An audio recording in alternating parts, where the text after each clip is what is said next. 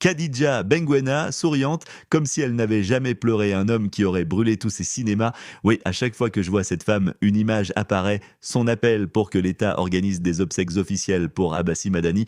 Je n'aime pas Khadija Benguena, ce n'est pas personnel, c'est symbolique. Elle laisse la vitrine polie de quelque chose de beaucoup plus sombre, un système médiatique qui adore les islamistes polis et les salafistes à cravate. Ce n'est pas une haine brute, juste une fatigue d'entendre des discours qui vendent la piété comme une carrière et la religion comme une stratégie. Ce qu'elle représente m'oppresse, je n'aime pas la chaîne dans laquelle elle travaille et je n'aime pas que des Algériens lui trouvent un charme mystique sous prétexte qu'elle articule bien le Coran dans Al Jazeera, cette chaîne à la fois globe et sablier qui donne la parole aux barbus qui pensent que la mort est plus belle que la vie et qui, entre deux bombes sur Gaza, oublient opportunément de s'intéresser aux travailleurs philippins qui nettoient leur studio climatisé à Doha. Je n'ai rien contre le Qatar, mais dans mon petit dictionnaire mental, s'exiler dans un émirat pour servir une télévision qui offre des primes de respectabilité aux prêcheurs de haine, c'est peut-être trahir.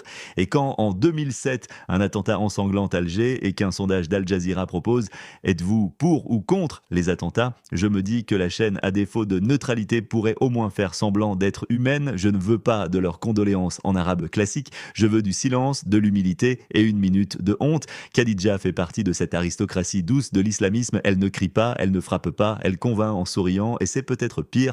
En général, je n'aime pas les Algériens qui, une fois installés dans un studio à l'étranger, prononcent le mot Algérie avec une voyelle étrangère, un « eh » qui vient du Golfe. Je ne veux pas du patriotisme télévisé de Benguena, de ses références à Ben Midi entre deux débats sur l'avenir du califat. Je n'aime pas les Algériens qui pensent que la solution c'est d'installer un califat. Et surtout, je n'aime pas qu'on donne du pouvoir symbolique à des gens qui s'agenouillent devant des émirs tout en récitant des versets sur la dignité. Hafid Deraji n'est pas encore totalement dans cette catégorie, mais il est en pré-inscription. Je suis ouvert à tous les débats, mais pas à ceux qui aspirent à mettre notre pays sous tutelle divine dans une salle d'attente ottomane par Ismail Zanoun.